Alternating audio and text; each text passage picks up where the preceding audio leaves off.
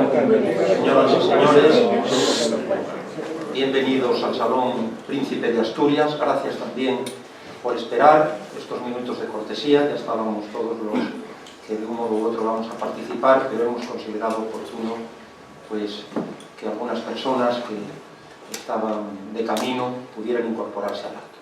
Es una satisfacción muy grande el que nos hallemos, como digo, en este centro asturiano, que es una peculiar síntesis de Asturias en la capital de España, y nos consta que hay en el salón un número significativo de asturianos, concretamente de la zona occidental.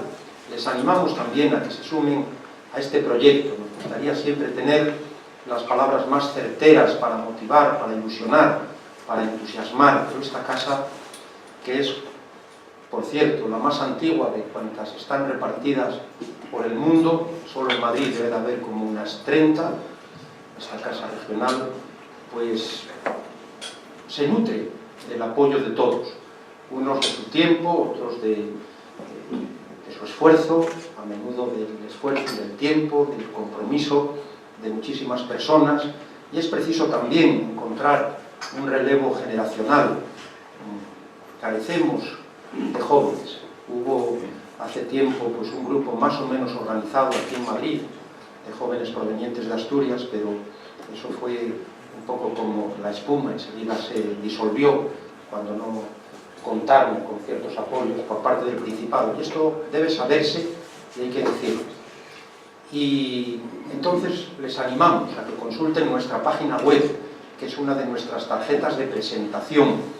Una página que, como todo lo que hacemos en el centro, con escasez de recursos a menudo, pero se hace con muchísima ilusión, se actualiza permanentemente. Antes comentaba el director de Belvidea, que además estamos muy agradecidos porque han venido ex profeso para este acto, comentaba que cuente con nosotros para lo que podamos colaborar interinstitucionalmente para establecer, como ahora se dice, sinergias, de manera que aquí contamos todos y contamos con todos. Esto es muy importante y a veces hay que alzar la voz también para saberlo y rebajar ciertas pretensiones particulares que no tienen ningún sentido, y ya vemos también en la vida pública lo que pueden conducir a ciertos disparates que luego es muy difícil poner en su sitio. De manera que lo sepamos, que la asturianía es un valor y tenemos que cultivarla entre todos. Y por supuesto este acto es un acto feliz. Estamos encantados de celebrarlo, porque es un acto cultural, y esta es una casa con un enorme contenido sociocultural. Hoy presentamos un libro, y estoy muy agradecido a todos y cada uno, y particularmente pues, a personas muy destacadas del Consejo Superior, de la directiva. Estoy pensando en nuestro presidente adjunto, don Andrés Menéndez, sentado en la primera fila, con él el vicepresidente primero, José Luis Casas, está también Asunción Laredo, del Consejo Superior, con ella igualmente pues don Manuel Maribona, que es presidente de la Academia de Genealogía y Heráldica. Muchas gracias, hemos organizado aquí unos actos extraordinarios y luego con mucha repercusión mediática. Está también Pepe, que fue directivo, un gran colaborador. Todavía hoy nos hablaba también de presentar otros dos libros de una asturiana muy destacada, muy querida en esta casa, un directivo como es Ángel de Pedro. Está Paco González, un compañero, un asesor continuo. Está Joaquín Pisán, gran tenor, que tuvo un acto extraordinario la semana pasada aquí en Madrid, al que lamentablemente no pudimos acudir por un viaje de trabajo ya programado con varios meses de antelación. Está Salvi, que aunque, en fin, muy modesta, pues siempre muy reconocida, y todos, en definitiva, ¿no? De manera que muchas gracias. Por lo demás, como saben, nos congrega la presentación del libro La Casa Gómez de Bertucedo y el Concejo de Allande, 5 siglos de historia, editado por el Ridea. Es una satisfacción hallarnos de nuevo con estas personas a las que ahora presentaré, que de nuevo agradezco ese esfuerzo de desplazamiento. Don Ramón Rodríguez Álvarez, a mi izquierda, director del Real Instituto de Estudios Asturianos. Hemos tenido oportunidad, he tenido yo la satisfacción de encontrarme con él en algún acto también feliz en Asturias, en Oviedo concretamente. don Emilio Pérez García, en el extremo de la derecha, que va a ser uno de los presentadores, conjuntamente con el señor Rodríguez, y Emilio es investigador del Concejo de Tineo. Muchas gracias. Y a mi derecha, don Manuel López, licenciado en Económicas y Derecho. Enhorabuena a todos. Por supuesto, a don Manuel López, que ha dedicado significativo esfuerzo para leer, para clasificar y catalogar el archivo documental de antepasados de su casa. Si no me equivoco, los Queipo, los Sol Queipo, los Sol Villasonte y los Gómez de Verducero. Un archivo familiar formado desde el siglo XVI, nada menos que por 15 generaciones.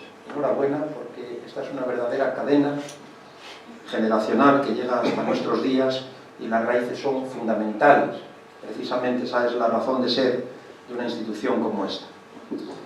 Se trata sin duda de una meritoria investigación cuyo alcance histórico trasciende la casa estudiada y permite un mayor y mejor conocimiento de costumbres y tradiciones del concejo de Allande y también de otros concejos del occidente asturiano.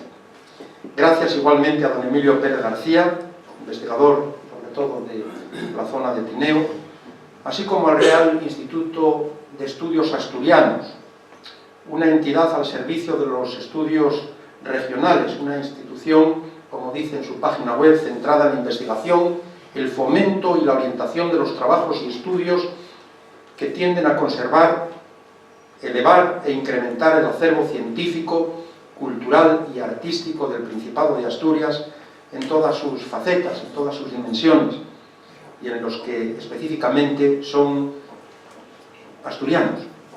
Gracias a su director de nuevo, que por cierto es de Tuernes el Pequeño, en San Cucao de Llanera, y según hemos organizado este acto, precisamente le corresponde a él hablar a continuación. Posteriormente lo hará don Emilio y finalmente el autor. De manera que muchas gracias a todos por su presencia y sin más tiene la palabra don Ramón Rodríguez. Gracias.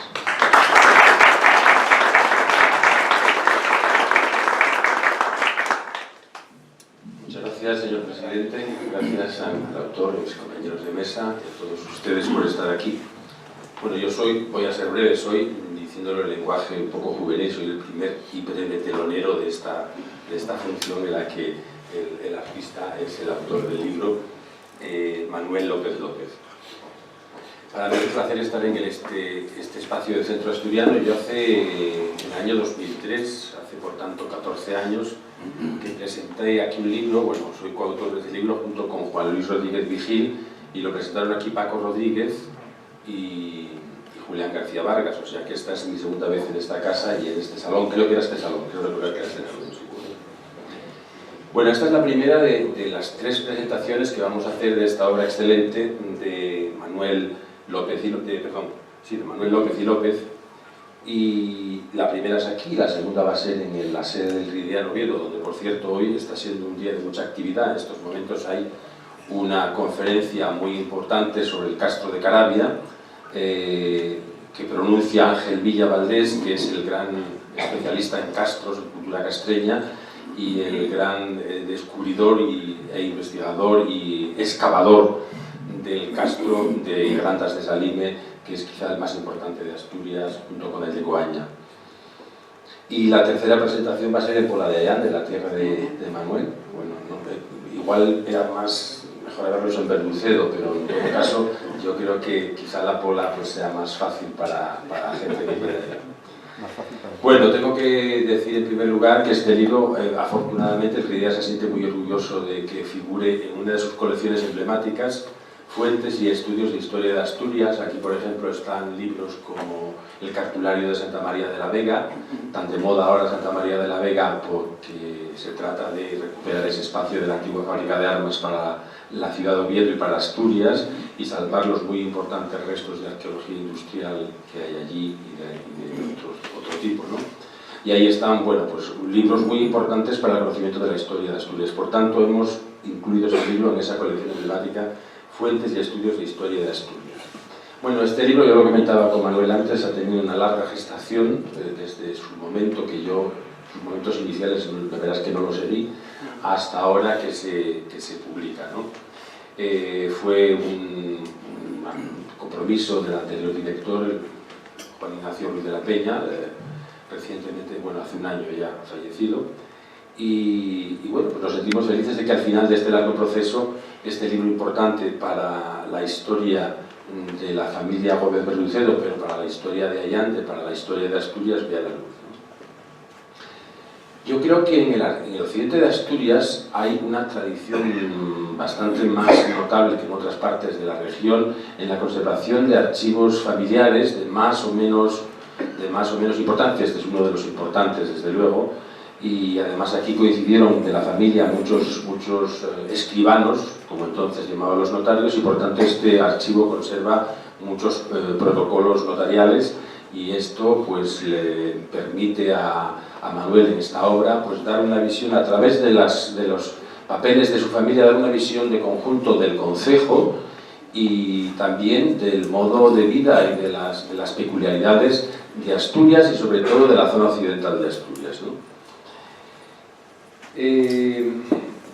Como digo, es un libro, yo creo que hecho y trabajado, muy trabajado de una manera ejemplar, porque a través del archivo familiar descubrimos todas estas cosas que acabo de decir, ¿no? Da una primera pincelada de lo que es el concejo de Allande, pincelada más que pincelada, un retrato de lo que fue el concejo de Allande, un capítulo segundo que le dedica a su parroquia natal, a Santa María de Berrucedo, y después ya los capítulos tercero y cuarto están dedicados a su familia, pero si los leemos, yo es que el libro me lo entregaron, lo recogí el domingo, y he venido dándole una dentellada buena en el tren, y ahora menos dentellada que antes porque los viajes son más cortos, ya duran, en vez de 6 horas y media o 7, ya duran 4 o 4 y media hoy, y la vuelta de mañana 4 horas, ¿no?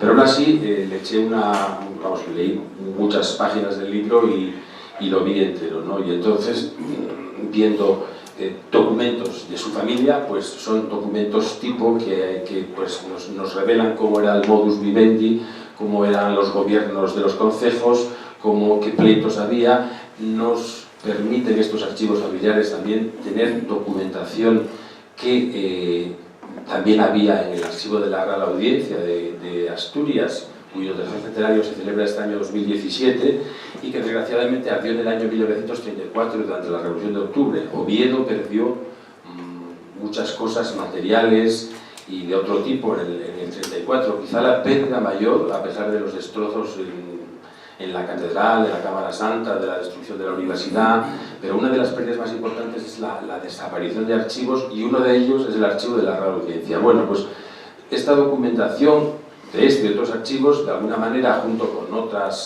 otros materiales que hay en otros archivos nacionales, como la Real Chancillería de Valladolid, pues nos ayudan a recuperar una parte de lo que pudo haber sido ese archivo magnífico, fundamental para la historia moderna de Asturias y perdido para siempre, ¿no? Y bueno, pues a través de las familias Queipo, Sol y Gómez de Berrucedo, por ejemplo, el capítulo que me parece interesantísimo de las fundaciones y contratos, bueno, pues que es un artículo realmente importante, que da muchas claves, ¿no? Pues nos hace ver una parte importante de la historia de Asturias. Y desde luego no nos quedemos con la idea de que este es un libro de genealogía y heráldica, que también es mucho más que eso.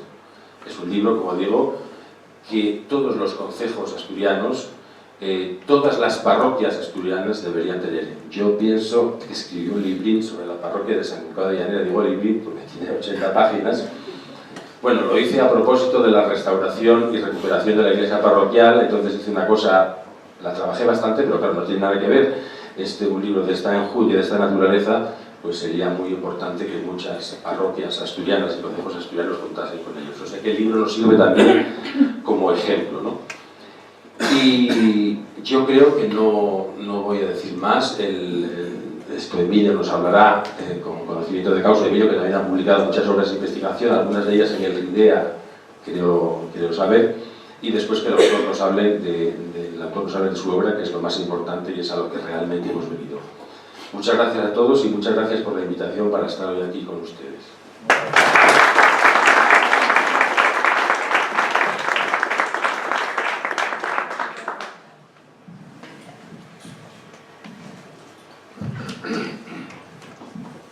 Bueno, antes de nada término de investigador aplicado a mí está sobredimensionado.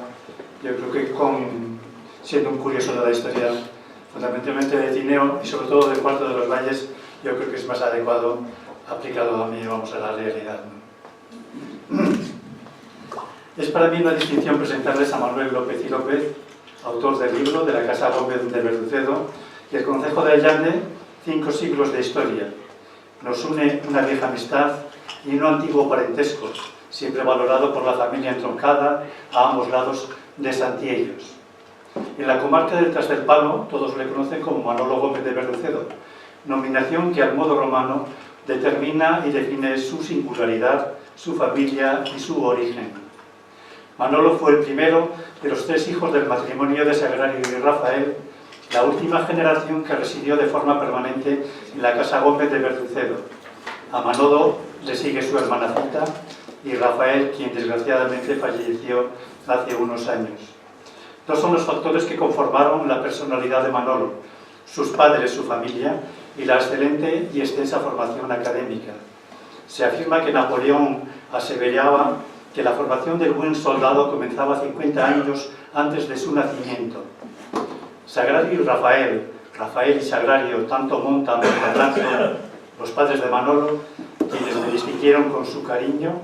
Ella era inquieta y laboriosa, él era sosegado y reflexivo, tan distintos y tan unidos, se complementaban de manera natural en todo. Podían ser el perfecto ejemplo del concepto moderno de la alteridad, el ser para el otro. En el tiempo de mayor crecimiento de la actividad ganadera de Asturias, la década de los 60 a los 70 del siglo pasado, en la que todos los campesinos invirtieron en la mejora y en la ampliación de su ganadería, Sagrario y Rafael, que compatibilizaban la actividad en el campo con la cartería de Verducedo y el comercio de jamones, los antiguos jamones asturianos de raza, hoy conocida como Celta, y comercializados en Madrid como jamones de Avilés. Decía que Rafael y Sagrario nunca vieron el futuro de sus hijos en el campo, previeron el declive y el despoblamiento del entorno rural.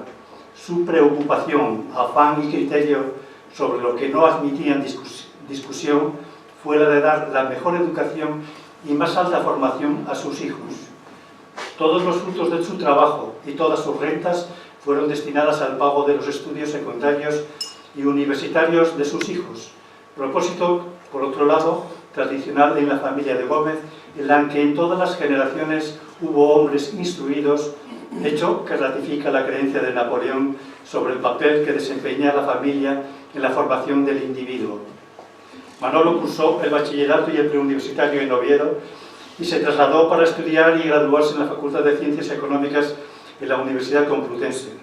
Fue alumno de José Luis San Pedro en el segundo curso, quien marcó y determinó su visión social de la economía, ciencia que para él no se reduce al incremento del patrimonio de los ricos, sino en la disminución de la pobreza en los pobres.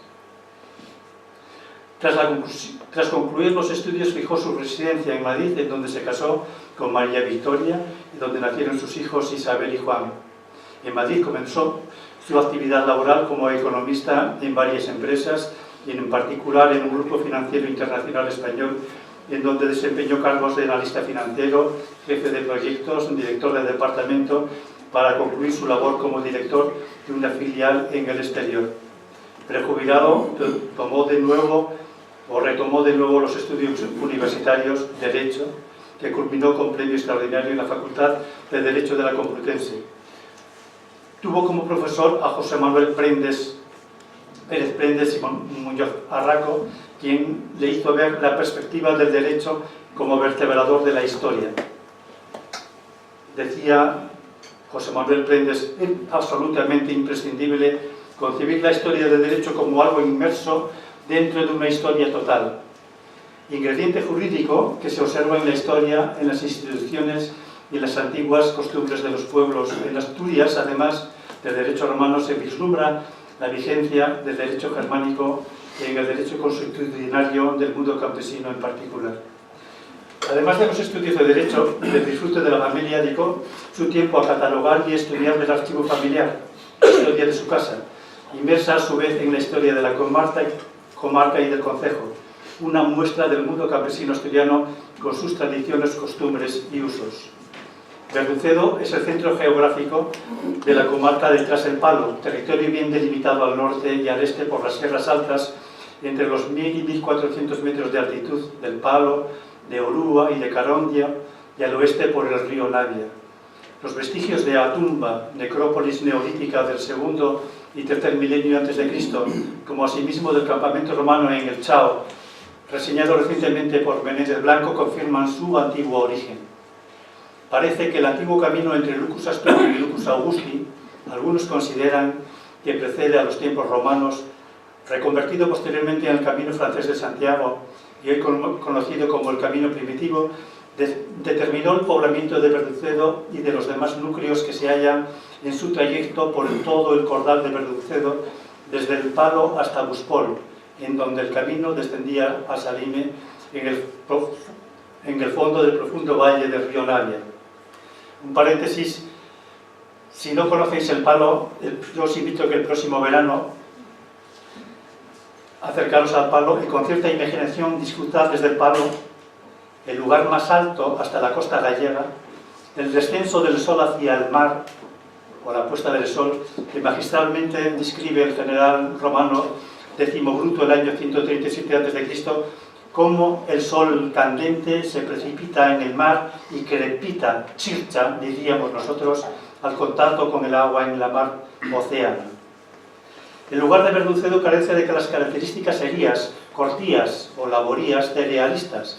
Fue un asentamiento preeminente, receptor de rentas del entorno con su iglesia y torre, un centro asistencial de peregrinos con su hospital, a la vez que cabecera de una comarca ganadera en donde desde tiempo inmemorial se celebraba en el recinto del Toural, al lado del camino frente a la torre y al hospital, dos importantes ferias, la Ferina el 15 de junio y el Ferión el primer domingo de octubre.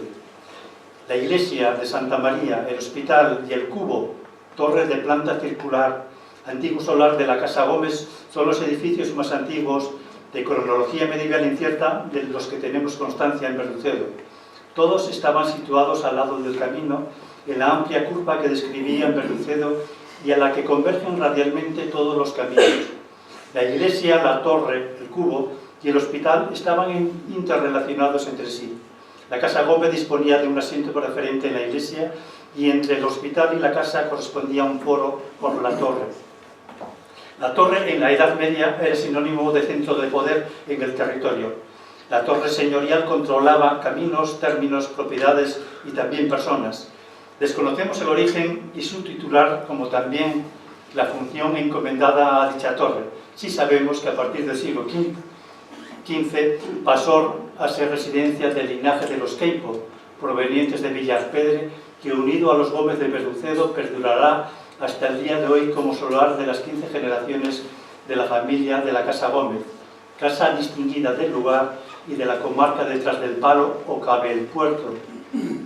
Sus sucesivos dueños dejaron un notable y extenso archivo familiar iniciado el año 1538, que alberga unos 1000 documentos que ocupan unos 3000 folios, entre los que se hallan los registros de 4 escribanos, los Sol Villasonte y los Sol Queipo, titulares de la casa, entre los años 1702 al 1823.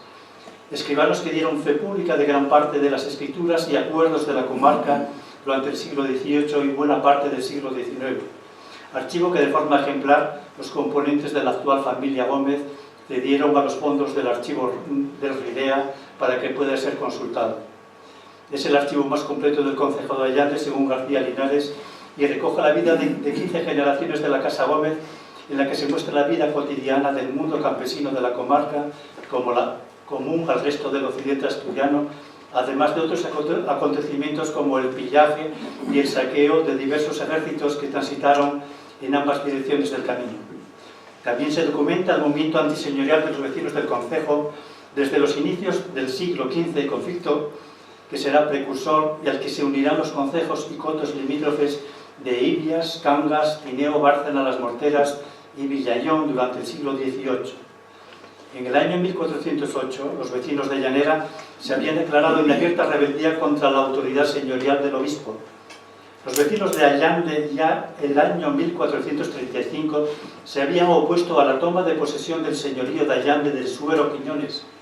Posteriormente los vecinos, cansados de soportar los agravios y los tributos abusivos de los condes de Peñalba, recurrieron desde el año 1569 de forma continuada a los tribunales regios para su incorporación al realengo y emancipación del régimen señorial, que con la participación activa de la Casa Gómez lograron solo durante 2 quinquenios, el primero entre los años 1690 y 1695 y desde el año 1645 a 1750. Los alcaldes del concejo, el año 1678, se negaron a cumplir la resolución que devolvía la jurisdicción al conde. Respaldados por los vecinos, los alcaldes, muchos de ellos armados, se enfrentaron y consiguieron la retirada de los emisarios del gobernador, como también de los ministros de la Hacienda y del sargento mayor y capitanes y gente de la milicia.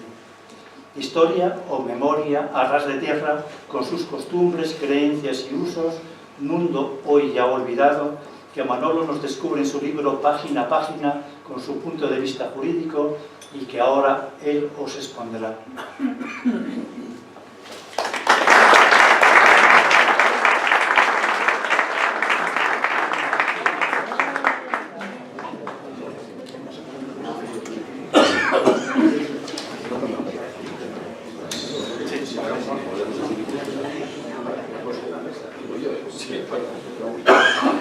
Buenas tardes a todos, queridos amigos, socios del Centro Estudiano, familiares, bienvenidos a esta presentación que espero que sea muy buena.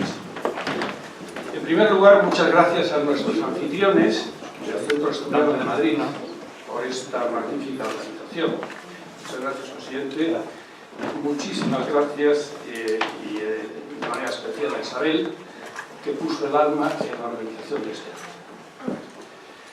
Es un honor para mí que mi trabajo haya sido considerado de interés para ser editado por una entidad de tanto prestigio como la IDEA y que la haya incluido en la colección de fuentes y estudios de la historia de Asturias.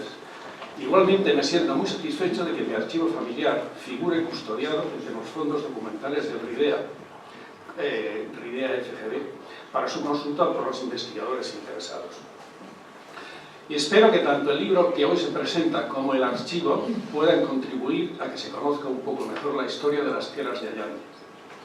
Los que somos de los concejos del occidente de Asturias, tradicionalmente más pobres y olvidados, tenemos que sacar a la luz nuestros tesoros ocultos. Pero los documentos del pasado son tesoros cuando se convierten en fuentes de conocimiento y se hacen accesibles para los historiadores a través de los archivos públicos. Si por el contrario permanecen escondidos en las arcas y en los armarios de los pueblos, no son más que papeles viejos, muchas veces incomprensibles para sus propios dueños y sin valor alguno para la cultura. Durante la elaboración de este trabajo de lenta gestación, como ha dicho Ramón Rodríguez Álvarez, he recibido un apoyo extraordinario por parte de todo el personal del RIDEA, desde Juan Ignacio Ruiz de la Peña, en Solar, que en paz descanse, entonces director de la institución, que me animó a llevarlo a cabo y lo aprobó en primer lugar hasta Ramón Rodríguez Álvarez, actual director, que me acaba de distinguir con sus palabras y que ha asumido definitivamente la decisión. Mi más profunda gratitud a los dos. Tengo que expresar un especial agradecimiento a María Jesús Villarreal Nieva, bibliotecaria del RIDEA, que llevó a la gestión del proyecto con una gran profesionalidad, paciencia y amabilidad, así como la colaboración de José Antonio Alba de Castrillón, María Josefa Sanfuentes, Concepción Paredes Naves, Inés Ibañez de la Cuesta, Raquel Sierra Blanco, Ricardo Álvarez Farfón y todos los profesionales del RIDEA que colaboraron en la lectura y mejora del texto.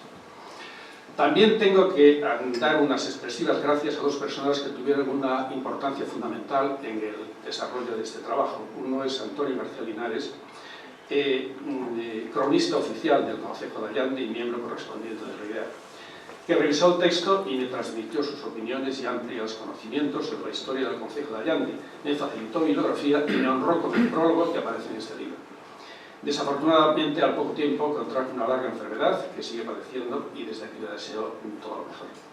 Emilio Pérez García, mi gran amigo, que acaba de dedicarme estas palabras, nadie más podría hacerlo con tanto conocimiento y cariño.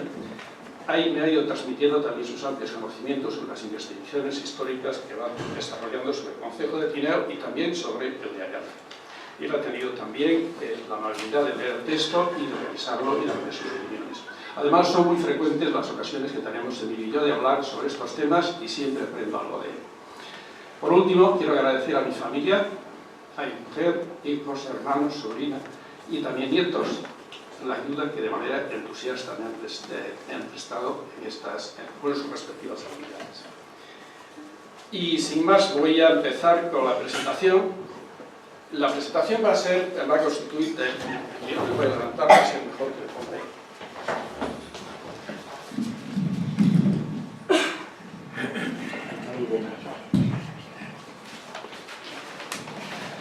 La presentación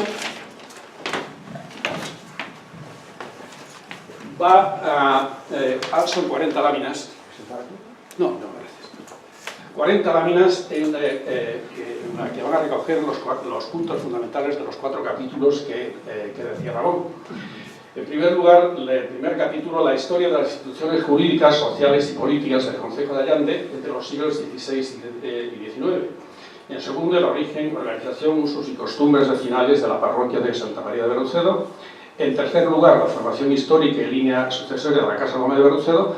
Y en cuarto lugar, las principales escrituras y contratos de la Casa Gómez. Y por último, unas cuantas ilustraciones. Esta es la primera. La Carta Puebla de Allande fue otorgada entre los años 1262 y 1669. Es el primer derecho local de las tierras de Allande. El profesor Juan Ignacio Ruiz de la Peña, catedrático de Historia Medieval, hizo un estudio sobre la Carta Puebla de Allande y lo publicó en el Ridea, allá por el año 68. El otorgante de la Carta Puebla fue don Pedro, que entonces obispo de Oviedo. El motivo, apaciguar la tierra al servicio de Dios y del Rey. Fundamento jurídico, la voluntad del Rey de que los obispos pudieran hacer poblas en sus tierras, el cánon o pensión anual de la de 100 maravedíes, y entre las nuevas tierras que recogía la Carta Puebla aparecía ya por primera vez Berrucedo con V, cuyos vecinos debían pagar al obispo de Oviedo un jantar, una comida en sus visitas a la parroquia.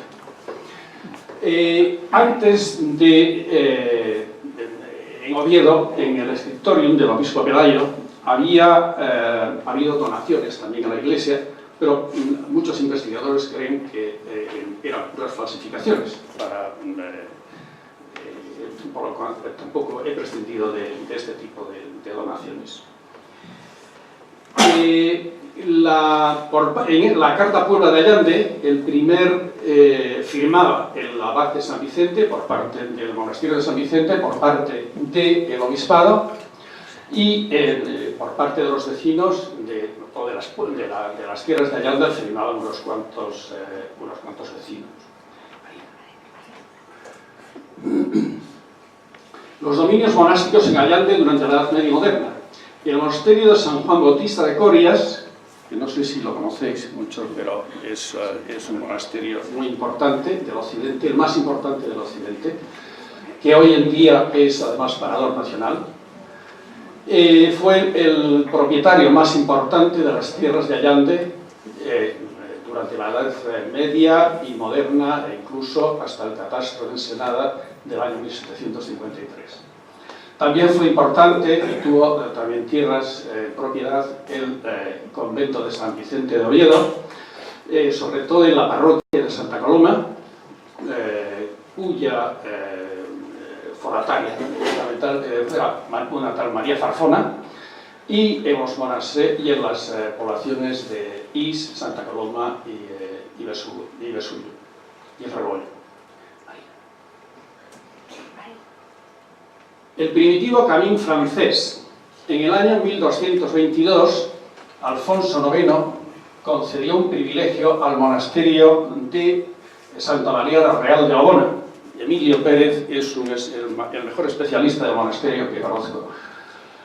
Este monasterio había sido constituido en la Alta Edad Media presuntamente por Adelgaster, que había sido hijo del rey Silo y de Brunilda, su mujer. Entonces, en este siglo, en el 1222, Alfonso IX le concedió el privilegio de que los peregrinos que fuesen a Santiago se alojasen necesariamente en el monasterio. Desde allí ya entraban en tierras de Allande por la Mortera de Villarmilde, Sierra de Fonfaraón, el Estreitín y Puerto del Palo.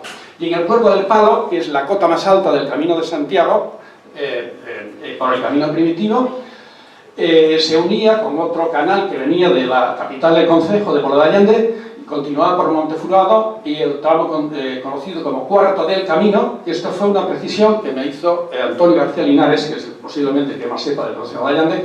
Yo creía que el Cuarto del Camino era todo el tramo comprendido en el concejo de Allande, pero no me precisó que era el que estaba configurado entre las parroquias de Lago y de Berruset. Naturaleza jurídica de las alberguerías de peregrinos. Por este camino primitivo, lo que se llama la Sierra de Fonfaraón, se crearon varias alberguerías de peregrinos. Unos les llaman hospitales, tradicionalmente, otros realmente no eran hospitales. Entonces, otros realmente eran alberguerías, hospederías o simplemente albergues. Yo preferí llamarles alberguerías, como se llamaba y se sigue llamando la alberguería de Rucedo, que consta todavía en el pueblo la piedra en donde figura la inscripción. La naturaleza jurídica de las alberguerías eran unas instituciones de caridad formalizadas por sus patronos, en escrituras o actas fundacionales y dotadas de un patrimonio compuesto por fincas rústicas, ganados y que llamaban ganados lacentes, y de los cuales era administrador un alberguero. Las prestaciones, la guía, auxilio y acompañamiento de peregrinos, albergue, fuego, agua, luz y puchero para hacer caldo, atención a los enfermos, acompañamiento y avisando al cura para auxilio espiritual y campo santo en caso de fallecimiento. Las alberguerías de peregrinos tenían propiedades en las distintas parroquias. Entonces, en la alberguería de Fonfaraón y Valparaíso la tenían en la parroquia de San Martín del Vallador, Santa Coloma y San Emiliano. No sé, yo ya sé que muchos no suenan para nada estas parroquias, pero bueno, se trata de un programa concreto de la zona occidental del concejo de Allande. La alberguería de Cimadevilla, que estaba en la capital del concejo, en Puebla de Allande, tenía las propiedades en la parroquia de Lomes, Villabaser y Puebla de Allande, la alberguería de Montefurado en las parroquias de Lago y Santa Coloma, la alberguería de Lago en la parroquia de Lago y la alberguería de Berrucedo en la propia parroquia de Berrucedo. Poder señorial en el concejo de Allande. Juan I y Enrique III, a finales del siglo XIV, confirmaron a los Quiñones en las tierras de Allande, en lo que llamaban jurisdicción civil y criminal, alta, baja, en mero, en mismo imperio, por haber apoyado a Enrique II de Trastámara.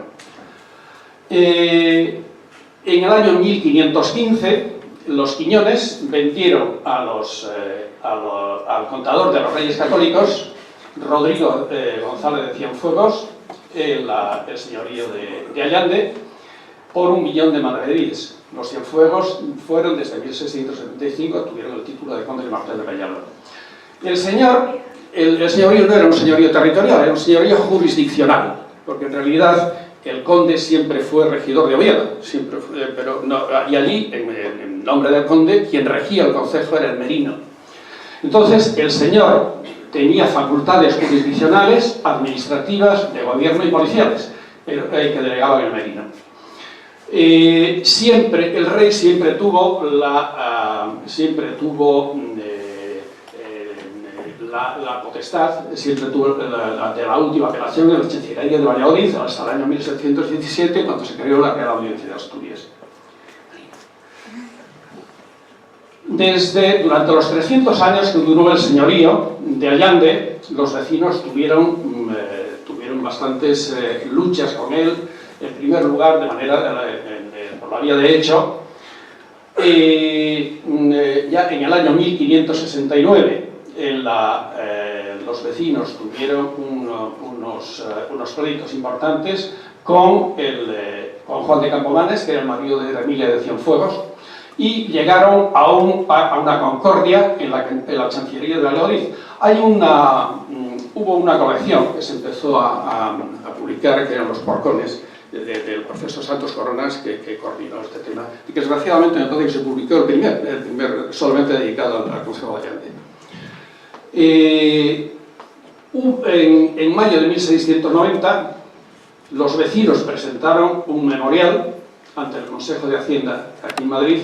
Uno de mis antepasados participó en este planteamiento, en este memorial, y entonces en aquel momento el rey decidió el rey que se procediese a devolver a la corona el Concejo de Allande por la cédula de factoría, que era un procedimiento ejecutivo. Sin embargo, por sentencia de octubre de 1744 y decreto de marzo de 1745, el Consejo de Hacienda dio posesión a los vecinos del Consejo en nombre de la corona, pero en el año 1749 el Consejo de Castilla, que era el máximo órgano, por sentencia del 16 de septiembre de 1749, como digo, absorbió al conde e impuso a los vecinos perpetuo silencio. El conde, en este juicio, fue defendido por Pedro Rodríguez de Campomanes, un asturiano ilustre, paisano de Emilio, que luego sería uno de los prohombres de la Ilustración.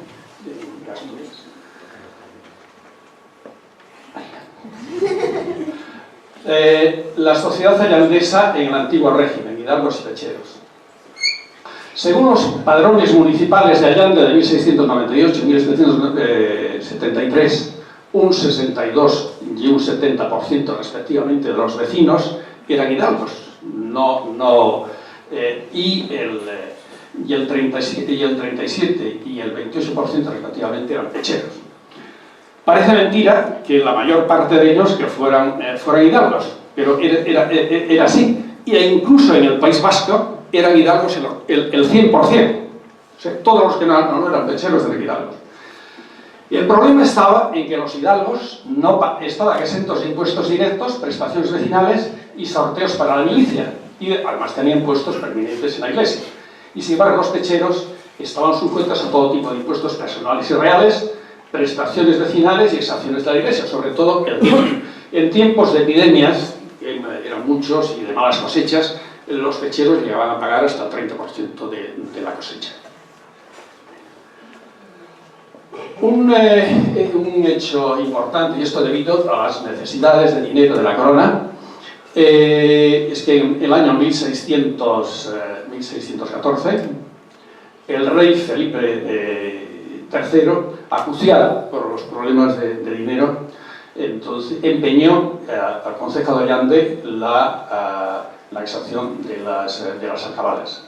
La alcabala era un impuesto indirecto sobre transmisiones y bienes muebles e inmuebles, pagados por el vendedor en la compraventa y por vendedor y comprador en la permuta. El tipo empezó siendo del 5% y acabó en el 10%. Lo que necesitaba el rey era dinero, entonces los vecinos tuvieron que ingresar en la corona 2.011.200 maravedíes, y en la Real Hacienda, pero a cambio de eso los vecinos empezaron a cobrar todos los impuestos de alcabalas del concejo. La operación en la que se formalizó esta cesión de las alcabalas fue en lo que llamaban un censo redimible y al quitar. Entonces, el rey, de hecho la corona, posteriormente, al cabo del tiempo, terminó redimiendo este censo y volvió a cobrar directamente las alcabalas. La guerra de independencia española en el Concejo de Allande.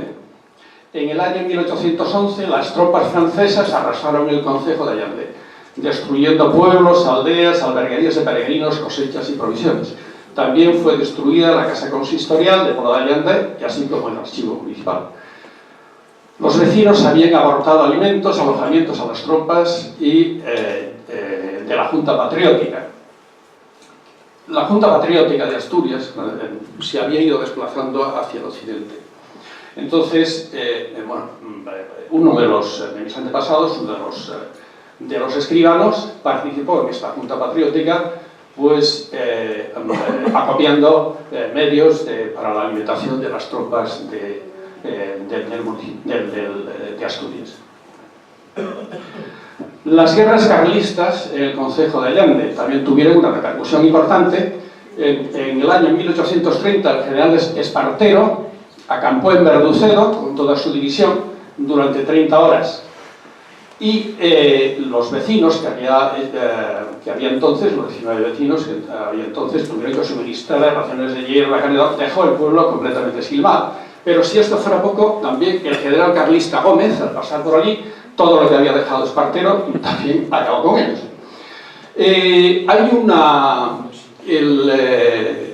Pío Baroja, el escritor Pío Baroja, siguió todo el recorrido que había hecho el general carlista Gómez, que había sido un recorrido completamente absurdo, por casi toda España. Y bueno, al pasar, solamente se fijó en Tineo, donde tiene una fotografía, pero al pasar por Pola de Allande solamente dijo que era un pueblo muy feo y que no tenía ningún interés. Fundación de Verducedo y núcleos poblacionales de la parroquia. La fundación tuvo que ver con la iglesia. Los primeros vecinos de Verducedo fueron propietarios libres, originarios de las aldeas cercanas y de las tierras limítrofes, y también de los concejos limítrofes de Salime, Grandas, Los Oscos, Yayón e incluso el entonces llamado Reino de Galicia. La iglesia, en realidad Felipe II fue el primer desamortizador que hubo, porque estas tierras y estos concejos eran de la iglesia, pero Felipe II les hizo venderlos para, con el ingreso resultante, financiar las guerras que estaban llevando a cabo. Por ejemplo, el concejo de Salime, que estaba formado por los pueblos de Villarpedre, Salime y La Mesa, los vecinos recaudaron 700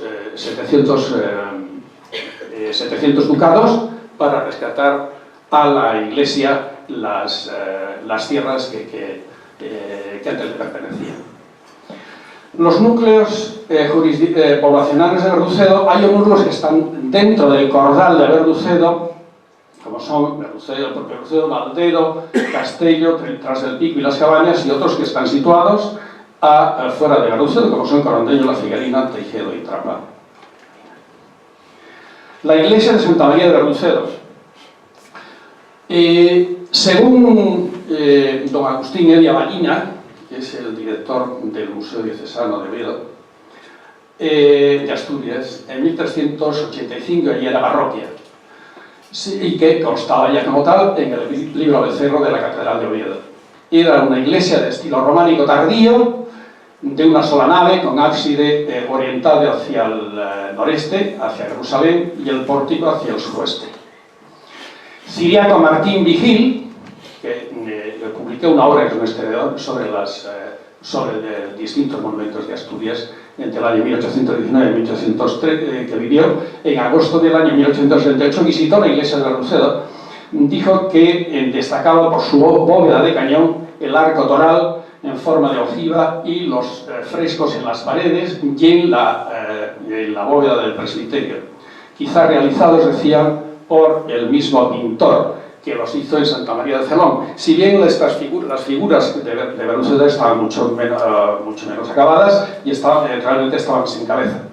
En el año 1910 fue demolido completamente el presbiterio y destruidos los frescos. La iglesia durante la Guerra Civil fue completamente devastada. Fue destruida completamente, la utilizaron de cuadra, de caballerías, quedó hecha un desastre, un verdadero desastre. La alberguería de peregrinos se creó por los mismos años, entre los siglos XIV y XV. Si bien se cree que al principio pues, los peregrinos pues, se paraban en la misma iglesia, pero después se construyó la alberguería de peregrinos. Hay una inscripción en una piedra que dice: se reedificó en el año 1789, siendo su patrono y bienhechor José Álvarez Lozano. Y después, también en otra piedra que está incrustada en la pared, dice: alberguería de pobres peregrinos del año 1785. El Corral de Verducedo. Estos son los montes comunes, los montes comunales de Verducedo, que pertenecen a los vecinos de Verducedo desde tiempo inmemorial. De hecho, bueno, este mapa, diseñado por mi nuera Raquel Andín, pues recoge todo lo que los apeadores, en aquel momento, mandados por el obispo de Oviedo, tuvieron que hacer. Fueron colocando cruces por todos y cada uno de los lugares, y desde entonces, pues, por la vía de la figura jurídica que se llama usucapión, que es la posesión ininterrumpida durante más de 500 años, pertenece al pueblo de Verducedo. Lo que pasa es que el pueblo pues, no tiene capacidad jurídica, no tiene personalidad jurídica para gestionarlo, y lo gestiona el ayuntamiento.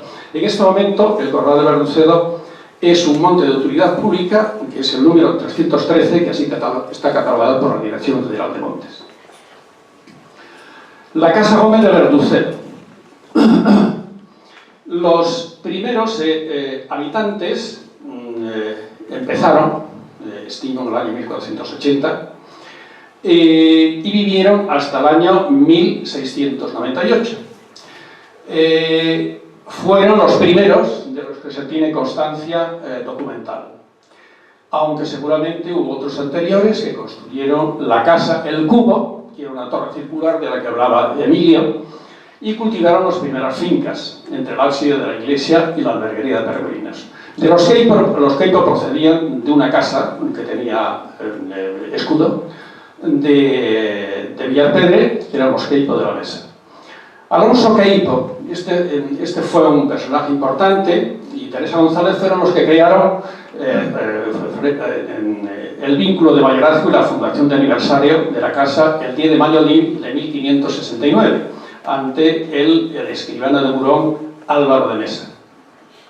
Por esta escritura se rigió la sucesión de la casa hasta el 20 de julio de 1870, que cuando se redimieron todas las fundaciones de aniversario, que eran 12 las que estaban constituidas.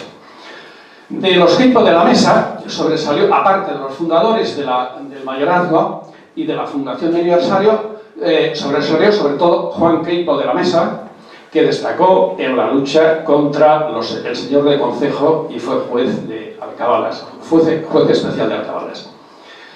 Los Sol Queipo vivieron entre los años 1698 y 1808. Eran naturales de una aldea cercana a Verducedo que se llamaba Trapa, y el primero fue Pedro Sol de la Mesa, y Catalina Fernández, su primera mujer. Diego Sol Queipo, entre 1660 y 1735, formó parte del equipo que negoció en Madrid la devolución del concejo de Allande a la corona. Fue juez especial de Alcabalas en el concejo de Allande. Su hijo, Juan Sol Queipo, y los hijos de él, Santiago Fernando Sol Queipo y Lorenzo Antonio Sol Queipo, quizá fueron los más importantes, los tres personas más importantes de la familia de todas estas 15 generaciones.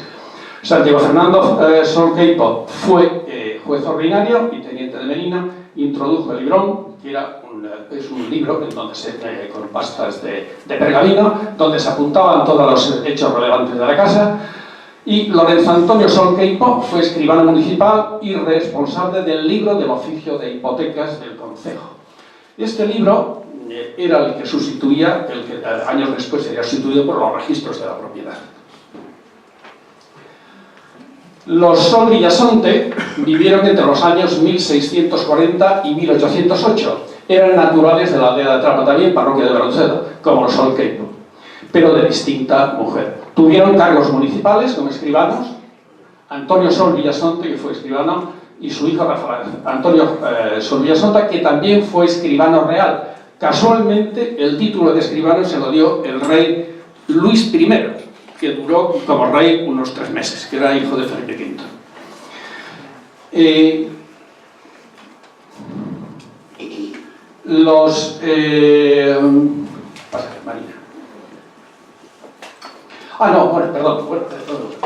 De la casa de Sol Villasonte, que se me olvidaba, es que precisamente de aquí viene la apellido, también sobresalió Domingo Antonio Gómez de Ron, que fue el que aportó el apellido Gómez desde entonces a la casa. El 30 de mayo de 1808 se fusionaron las casas de los Sol Queipo y de los Sol Villasonte por promesa solemne de matrimonio entre José Antonio Gómez de Ron y María Teresa Sol Queipo, ante el escribano municipal, que era su tío, el tío de la novia, Lorenzo Antonio Sol Queipo. Manuel Gómez de Ron y su hijo Faustino Gómez y Martínez extendieron y consolidaron el patrimonio rústico y concluyeron la construcción de la segunda casa de vivienda, instalaciones anexas como la paneira, corral, cuadras, parreiros, etc. Este es el esquema general de todo de todas las avenidas sucesorias formadas por las 4 estirpes de los Gómez, los Sol Queipo, los Queipo, los Sol Queipo, los Sol Villasonte y los Gómez. Por último, en el 4º capítulo se hace un estudio de todas las operaciones escrituradas y contratos también, sin escriturar, que figuran en los archivos de la casa. Ahí están los esponsales de matrimonio, que eran por los que se reunían las familias. Los que menos pintaban eran los novios, eran los padres los que determinaban las dotes de cada uno. Normalmente se regían por las leyes de sucesión desde entonces, de tiempos de Juan la Loca, de los mayorazgos del año 1505. El mayorazgo en realidad tenía el tercio y quinto de la herencia, y después el resto de los hermanos tenían la legítima, en la que participaba también el mayorazgo.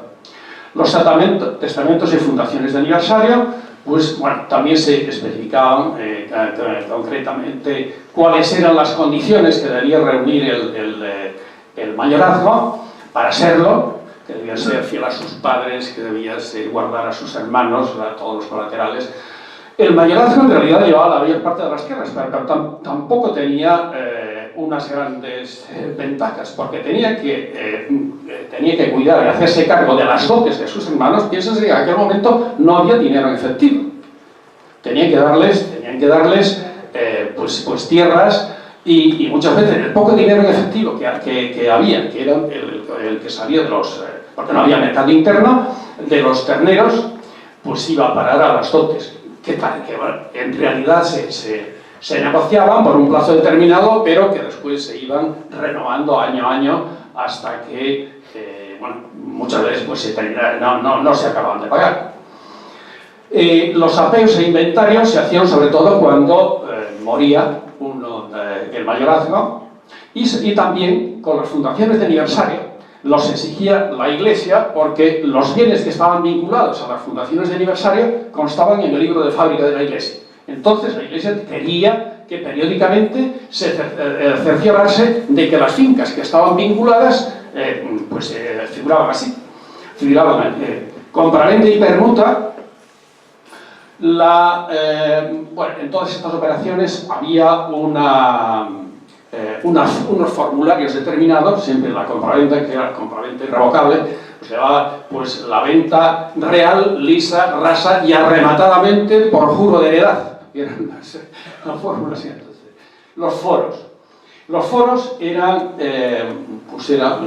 fueron utilizados en primer lugar por la Iglesia pero también en la Casa Gómez hay operaciones de foro. Normalmente se firmaba por un tiempo equivalente a 3 vidas de reyes, y en algunos casos 3 vidas de reyes y unos años más. Hasta hay una operación en la que figura 3 vidas de reyes y 29 años más. Censos normalmente eran redimibles y al quitar eran como unos préstamos. Entonces se imponía un censo según una finca que era la que se vinculaba, pero ese préstamo se podía rescatar pagando el capital pendiente más la pensión corrida que figuraba en ese momento. Préstamos, cuando se dejaron de hacer censos, se hicieron préstamos. El monasterio de Coria se hizo muchos censos con los... y después, bueno, en muchos casos se quedó con las tierras. Los préstamos aparecieron cuando cesaron los censos, y los arriendos era, pues bueno, cuando se dejaron de utilizar los foros como figura jurídica de arrendamiento de la tierra. En realidad tenían unos plazos de entre 4 y 8 años, pero, y esto también dejó constancia Melchor Gaspar de Jovellanos, normalmente eran censos prácticamente perpetuos porque pasaban de padres a hijos ininterrumpidamente. Voy a terminar la exposición con una serie de ilustraciones. Este es el antiguo que figura en Pola de Allande, el Palacio de los Cienfuegos, que fueron condes de Parcel de Peñalba desde el año 1676. Desgraciadamente es un edificio que no tiene utilidad, está en manos privadas desde la desamortización, y bueno, no sé, yo creo que el ayuntamiento debería pensar en ver qué podía hacer con este edificio. Bueno, del antiguo régimen pasamos al nuevo. Este es el edificio actual del ayuntamiento de Pola de Allande, que es una obra del arquitecto Regino Pérez de la Sala del año 1907. La Fana de la Freita. Esta fue una explotación de oro romana. Seguramente vosotros conocéis las médulas. Bueno, pues era por el mismo sistema. Arriba, en la montaña, se almacenaba agua que después se iba echando por las galerías que se habían hecho en la montaña, hasta que se rompían las galerías y salían todos los estratos a la base de la montaña, donde allí se lavaba el oro. Vista parcial del pueblo de Verducedo. Es medio pueblo, desde un lugar que se llama la Primadera. La iglesia de Santa María de Verducedo, esto es del año de los años 30, todavía está sin construir la plaza que está delante de la iglesia. Allí donde figura un árbol estaba una casa demolida que era la antigua casa de los Solqueipo, y el camino francés. Esta es la iglesia de Verducedo, que bueno, ya no figura, no figura ni el arco de ojiva que decía Ciriaco Martín Vigil. Bueno, no, es una iglesia que no tiene en este momento, es un arco de medio punto, pero desde única nave y dos capillas laterales. Bueno, no tiene gran valor artístico en este momento. El teixo era donde se celebraban las juntas vecinales, que era el tejo, que era el árbol sagrado de los celtas. El antiguo cementerio, hoy en día inhabilitado, y con el animal sagrado de la zona de la vaca. Y este es un altarín, el dibujo es de mi hermana Cita, que está en la plaza de la iglesia, el altarín del Corpus Christi. La antigua alberguería de peregrinos, que también es un dibujo de Cita, era un edificio muy modesto, muy pobre, pero bueno, era lo que había. La inscripción, que decía antes, en la que aparecía la alberguería de peregrinos, en el lado en el lado del Camino francés, que también se llamaba Camino Real, que era realmente el camino principal de Asturias a Galicia. La antigua casa de Gómez de Verducedo era una casa de una extensión considerable, y era en la fachada principal. Esta es la parte de atrás de la casa, también dibujo de Cita López, la parte que llamaban del Piegro. Esta es la parte del corral, donde está la entrada, una bodega, había abajo están las cuadras, arriba estaba la oficina que decía Emilio de la cartería, y enfrente estaba la panera de 11 pegollos, y tenía de estilo Allande, un maestro que llamaba el maestro Campos. Había en las colondras, que son las tablas de la que tenía la panera, tenían varias inscripciones, y esta panera estaba, había una inscripción del Tetrasquel, una tenía el Tetrasquel con el nombre del constructor, que era el maestro Campos, en otra que era una flor de lis, en donde figuraba el propietario, Manuel Gómez de Ron, en aquel momento, y después una esfera de reloj.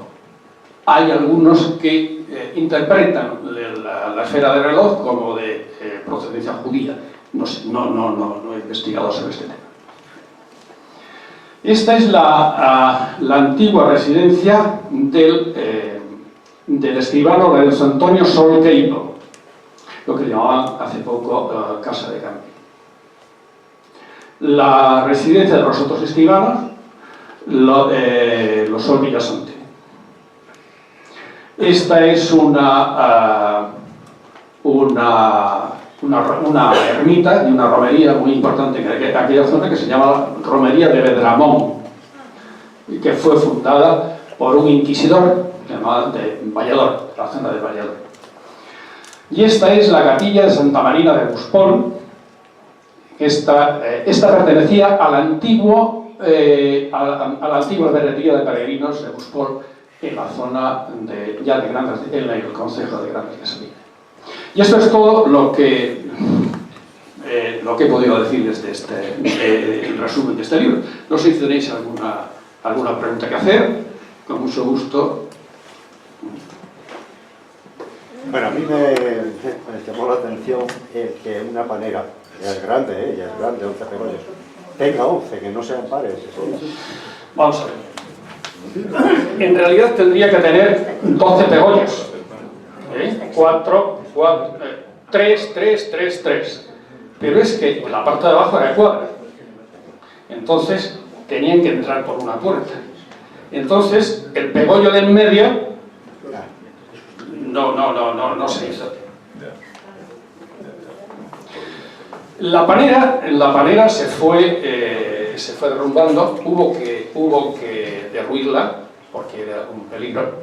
Entonces, de esta panera, incluidas las colondras que tenían las inscripciones, con esas tablas es con las que se construyó un pequeño hórreo en el Museo Etnográfico de Grandes de Sabina. No sé si lo conocéis, sí. Es el museo etnográfico más importante de toda Asturias, en mi opinión. No sé si Ramón coincide con... Impresionante, pero...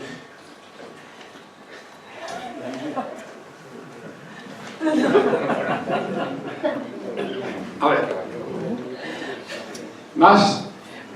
¿No tenéis curiosidad por el concejo de Allande ni por Verducedo?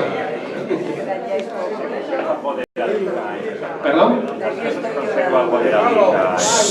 En Verducedo se conserva algo de escudos heráldico. No. Era un pueblo muy pobre. ¿Era en Villarpedre? En Villarpedre sí. En realidad la casa procede de los primeros pobladores, proceden de Villarpedre, que eso sí tenía escudo. Creo que el escudo de la casa, que era el escudo de los Queipo,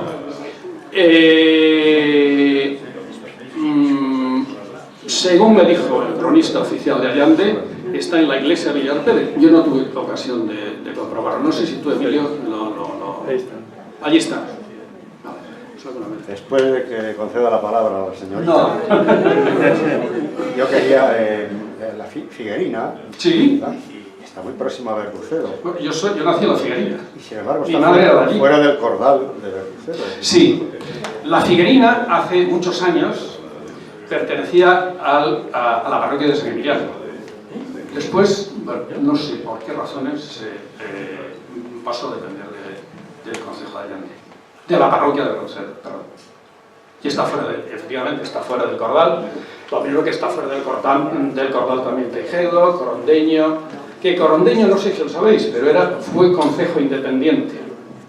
En el trienio liberal, donde se podían constituir concejos, si las poblaciones, con una población superior a 1000 habitantes, todos los habitantes del Palo Allá, que somos pues se constituirá en municipio independiente con el centro municipal en San Lorenzo de Corondeño.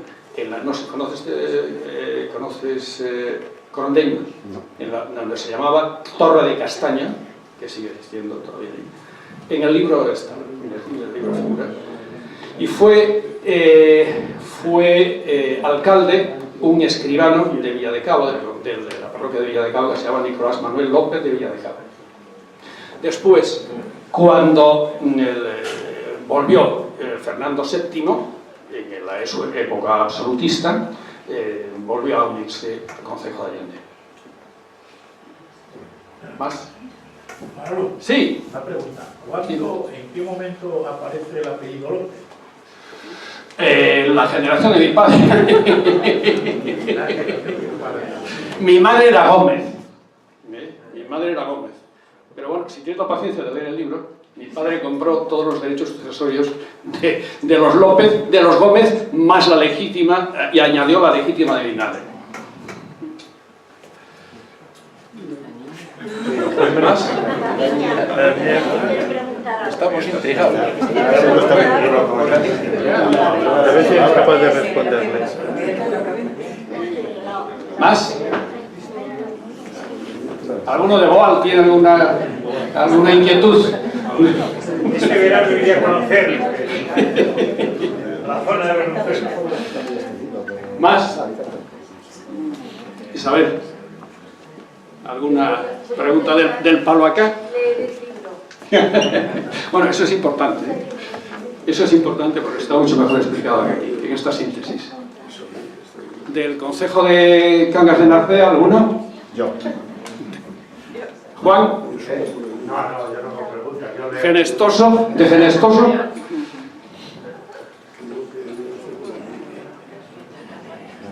¿Más? Bueno, pues muchas gracias a todos.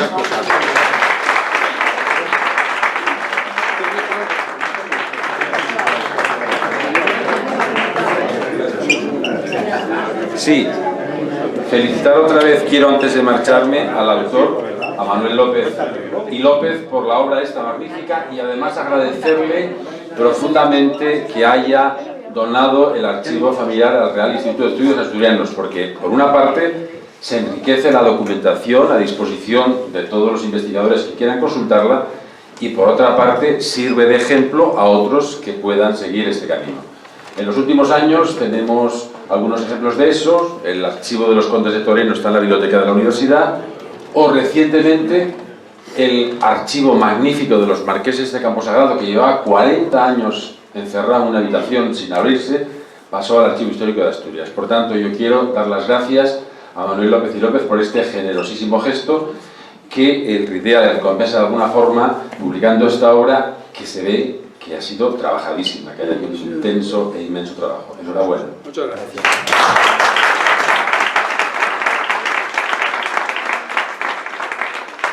Bueno, pues muchas gracias, Manuel, por este trabajo tan laborioso, una investigación muy consistente. Se suele decir que por una muestra de tela nos hacemos una idea del traje, y aquí realmente por la presentación que nos has expuesto nos damos cuenta de esa investigación profunda, de todos los datos que has tenido que extraer, hacer acopio de los mismos, Realmente la presentación también ha sido muy pródiga en informaciones, en ilustraciones, un trabajo sistemático y sistémico, enhorabuena. No sé si te planteas el hacer una tesis doctoral, probablemente podrías presentarla en la Universidad de Oviedo, y en fin, nos hacemos buena idea del traje, del libro, que casi lo hemos leído. Digo casi porque realmente es mucho lo que queda por... Y que lo compre, que esté a buen precio, que le hemos puesto Sí, un precio muy Me bajado. dice Ramón que el libro está a buen precio, así que el que quiera, además se lo puede firmar el autor, esto es una oportunidad. Y yo quiero agradecer muchísimo que nos hayáis elegido para esta primera presentación, mucho éxito en las otras dos que os quedan. Gracias también a Emilio por esas palabras, por esa presentación, a Ramón, director del RIDEA, y de nuevo al autor y por supuesto a todos vosotros, a todos ustedes. Nada más, y ahora me dicen que tenemos un aperitivo, cortesía del autor, los autores de manera del RIDEA. Pues muchas gracias. Gracias.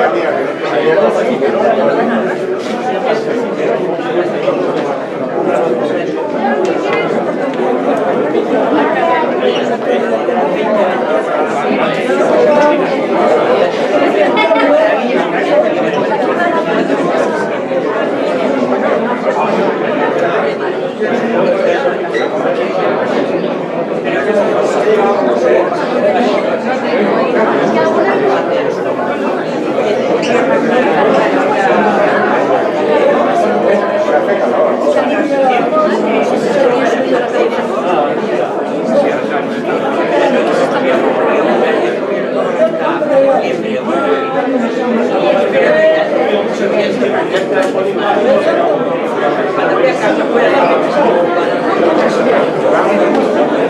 Eso sí.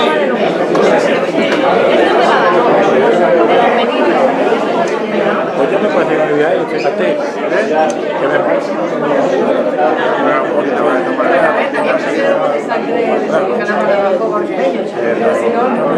además mi de la casa pues trabajaba. Yo creo que ya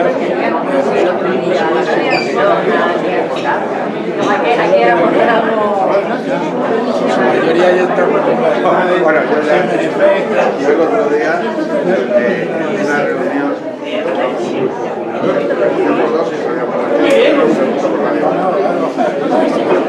no pregunto por qué. Oye, bueno,